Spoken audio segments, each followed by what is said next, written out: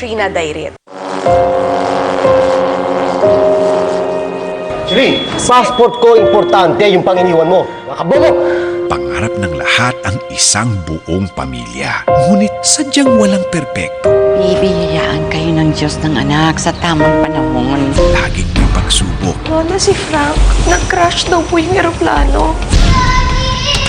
At hindi mo man lang ako pinakilala. Para naman nalaman ng anak mo na ako yung asawa ng lalaking kinalala niyang ama. Paano kung dumating ang pagkakataon na ikaw ay maging maligaya? Mula po ngayon, mabubuhay akong muli. Di ba may karapatan naman akong lumigaya? Diyos ko, si Frank, buhay daw! Handa mo bang iwan ang lahat kahit na masira ang iyong pamilya? Parang mali yata yung date na binigay mo sa akin. Are you sure? Yan ang date ng last year mo? Sinong ama? Hindi ako lumandi. Nagmahal po ako. Lahat po ng pagkakamali ko itutuwid ko.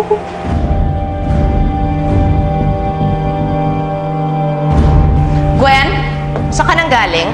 Sa ika-6 na pong anibersaryo ng Pinoy Soap Opera, mula sa tahanan ng mga dekalibreng drama, magbubukas ang isang natatanging obra.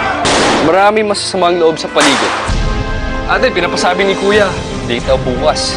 Dinner. Hoy, lalaki! Binugustuhan mo ba ako? Alam mo, manya ka talaga, bastos! Susunduin ko si Gwen. Masyado na siya namimihasa na parating lang nakikitulog sa ibang Eh, bahay. hindi naman ibang bahay yun. Kapatid niya nandun eh. Lalaki ka ba, ma? Hanap kasi ako ng katulad ni Papa mo eh. Eh, kaya lumalaking spoiled si Gwen eh, dahil kinukonsinti mo. Bakit ba takot at takot ka na magkamali anak mo? Saan ba tayo natututo? Hindi ba sa pagkakamali? Nag-away na naman kayo ng mami mo? Sana ikaw na yung naging mommy ko, tita. Gwen! What is wrong with you? Walang mali sa akin. Masyado ka kasing perfect eh. Hindi mo maagaw si Frank kaya si Gwen ang sinusubukan mo agawin. Your last name is Sebastian. Common kasi Sebastian. Sabi ko nga kay Steve. Steve? Hindi ko na kayang ilihim pa. Steve, ikaw ang ama ni Gwen.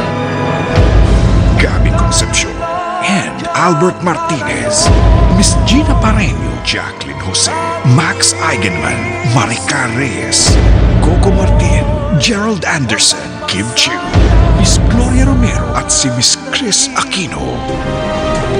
Huwag kang magpapatalo sa galit. Yan ang sisira ng buhay mo.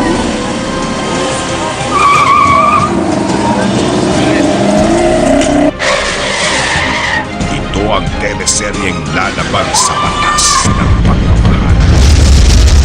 Tayo'y magkakalayo. Ngayong January 18 na sa Primetime.